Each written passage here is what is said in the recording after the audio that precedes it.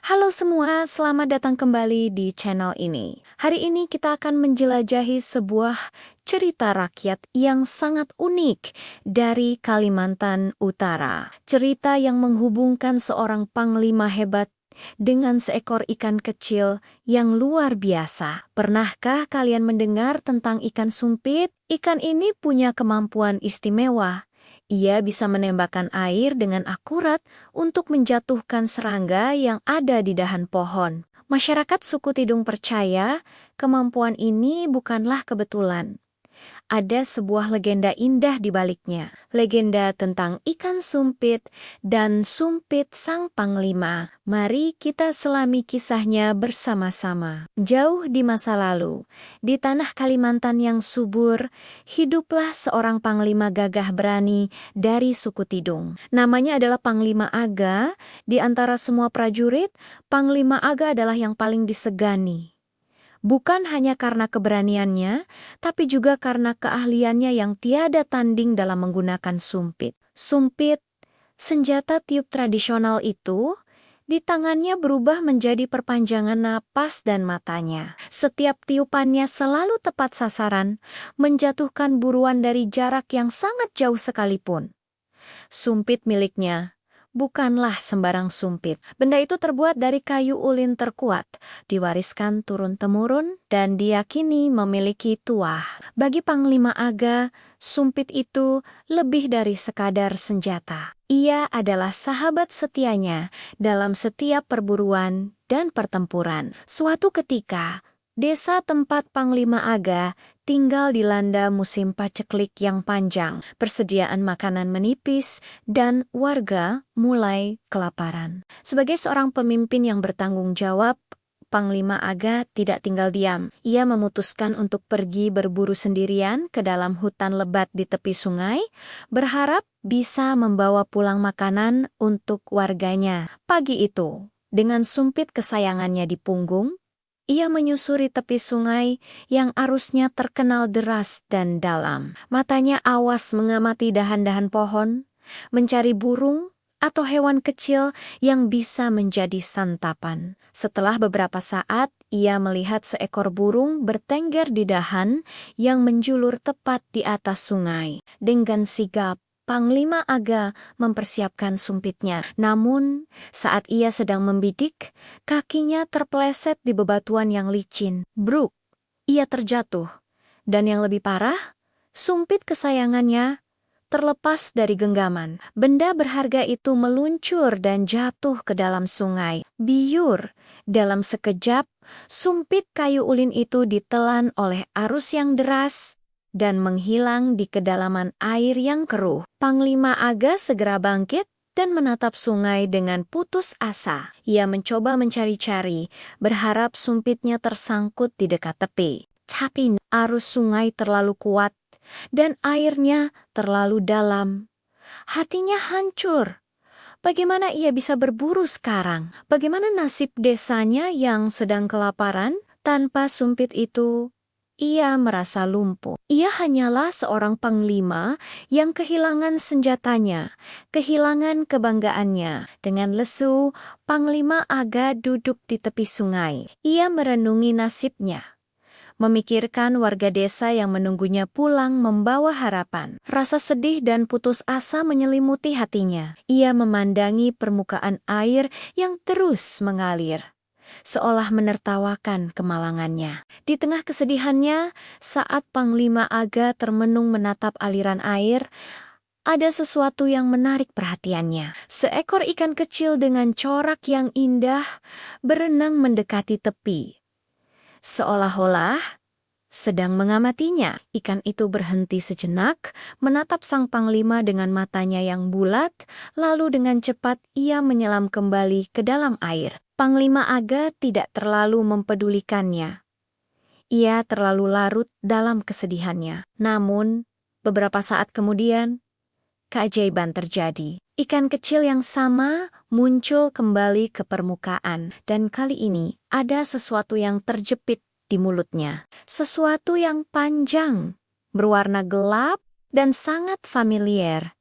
Itu adalah sumpitnya. Dengan susah payah, ikan kecil itu mendorong sumpit kayu ulin yang berat itu hingga ke tepi sungai. Tepat di dekat kaki Panglima Aga, sang Panglima terperangah, tak percaya dengan apa yang baru saja ia saksikan. Seekor ikan kecil telah menolongnya, mengembalikan benda yang paling berharga dalam hidupnya. Dengan hati yang meluap oleh rasa terima kasih, Panglima Aga mengambil sumpitnya. Ia menatap ikan kecil itu dan berkata, "Terima kasih, sahabat kecilku. Kau telah menolongku di saat aku paling membutuhkannya. Aku berhutang budi padamu. Sebagai balasannya, aku akan membagikan ilmuku yang paling rahasia kepadamu." Panglima Aga kemudian berjongkok di tepi sungai. Ia menunjukkan kepada ikan itu bagaimana cara kerja sumpit. "Lihatlah," katanya sambil mengarahkan sumpitnya ke sehelai daun di seberang. "Fokuskan pandanganmu pada sasaran. Tarik napas dalam-dalam. Lalu hembuskan dengan seluruh kekuatanmu melalui lubang ini. Kekuatan tiupan itulah yang akan melesatkan anak sumpit tepat ke tujuan." Aga tidak hanya berbicara, ia mempraktikannya, meniupkan udara kosong ke arah daun itu, menunjukkan bagaimana kekuatan napas bisa diarahkan. Anehnya, ikan kecil itu tampak mendengarkan dengan saksama. Ia berenang hilir mudik, seolah-olah sedang memahami setiap kata dan gerakan sang Panglima. Sebuah perjanjian tak terucap telah terjalin di antara seorang manusia dan seekor ikan. Sebuah perjanjian untuk berbagi ilmu. Apa yang terjadi selanjutnya adalah sebuah keajaiban yang akan dikenang selamanya. Ikan kecil itu, setelah mendengarkan ajaran Panglima Aga, mulai berlatih. Tentu saja, ia tidak bisa meniupkan udara seperti manusia.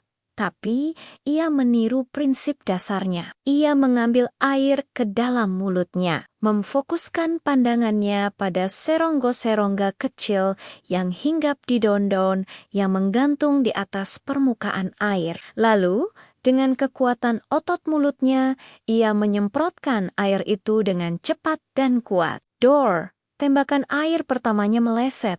Tapi, ikan itu tidak menyerah. Ia mencoba lagi dan lagi. Ia terus berlatih, menyempurnakan tekniknya. Persis seperti yang diajarkan oleh sang Panglima. Ia belajar mengatur kekuatan semprotan dan akurasi bidikannya. Lama-kelamaan, tembakannya menjadi sangat akurat. Dengan sekali semprotan, ia bisa menjatuhkan seekor laba-laba kecil atau semut dari tempatnya bertengger.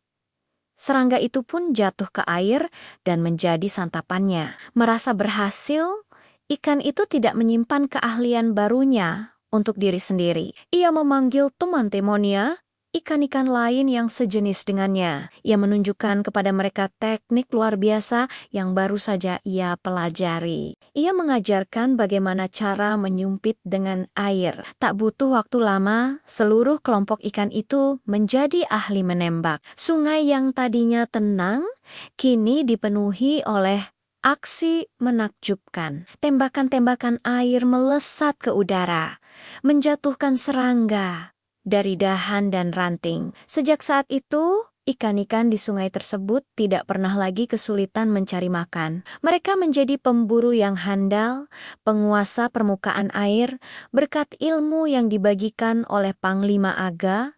Panglima Aga yang menyaksikan semua itu dari tepi sungai, merasa terharu dan bangga. Ilmunya tidak hilang sia-sia. Bahkan, ilmunya telah diwariskan dengan cara yang tak pernah ia bayangkan sebelumnya kepada para penghuni sungai. Ia tersenyum, menyadari bahwa kebaikan dan ilmu yang dibagikan tidak akan pernah habis, malah akan berkembang menjadi sesuatu yang lebih besar sebagai penghormatan atas peristiwa luar biasa itu. Dan untuk mengenang jasa Panglima yang telah berbagi ilmu serta senjata andalannya, masyarakat suku Tidung menamai ikan istimewa itu ikan sumpit. Nama yang melambangkan hubungan unik antara senjata manusia dan kemampuan seekor hewan. Hingga hari ini, legenda itu masih hidup. Masyarakat di sekitar sana sangat menghormati ikan sumpit. Ada sebuah kepercayaan yang dipegang teguh. Mereka dilarang keras untuk menangkap atau menyakiti ikan ini. Mengapa? Karena ikan sumpit dianggap sebagai murid dari leluhur mereka. Mereka adalah simbol persahabatan, balas budi, dan warisan ilmu yang tak lekang oleh waktu. Kisah Panglima Aga dan ikan sumpit ini bukan hanya sekadar dongeng pengantar tidur, di dalamnya terkandung pesan moral yang sangat dalam. Pertama, cerita ini mengajarkan kita tentang pentingnya saling menolong dan berbagi keahlian. Panglima Aga, seorang manusia yang perkasa, ditolong oleh seekor ikan kecil yang lemah. Dan sebagai balasannya, ia tidak ragu membagikan ilmunya yang paling berharga. Ini menunjukkan bahwa ilmu yang bermanfaat tidak akan berkurang jika dibagikan. Sebaliknya, ia akan terus hidup dan bahkan berkembang dalam bentuk-bentuk yang baru dan tak terduga. Kedua, legenda ini adalah pengingat bahwa bantuan bisa datang dari sumber yang paling tidak kita sangka. Terkadang, di saat kita merasa putus asa, pertolongan justru datang dari mereka yang kita anggap kecil atau tidak berarti. Oleh karena itu, jangan pernah meremehkan siapapun atau makhluk apapun di sekitar kita. Setiap makhluk memiliki peran dan keistimewaannya masing-masing. Kisah ikan sumpit adalah cerminan indah dari bagaimana manusia dan alam bisa hidup berdampingan, saling memberi dan menerima. Sebuah warisan budaya yang mengajarkan kita untuk selalu berbuat baik, menghargai setiap pertolongan, dan tidak pelit dalam berbagi pengetahuan. Terima kasih sudah menyimak cerita yang luar biasa ini. Semoga kita bisa mengambil hikmah dari legenda ikan sumpit dan Panglima Aga. Jangan lupa untuk like, comment, dan subscribe agar tidak ketinggalan cerita-cerita menarik lainnya dari seluruh penjuru Nusantara. Sampai jumpa di video berikutnya.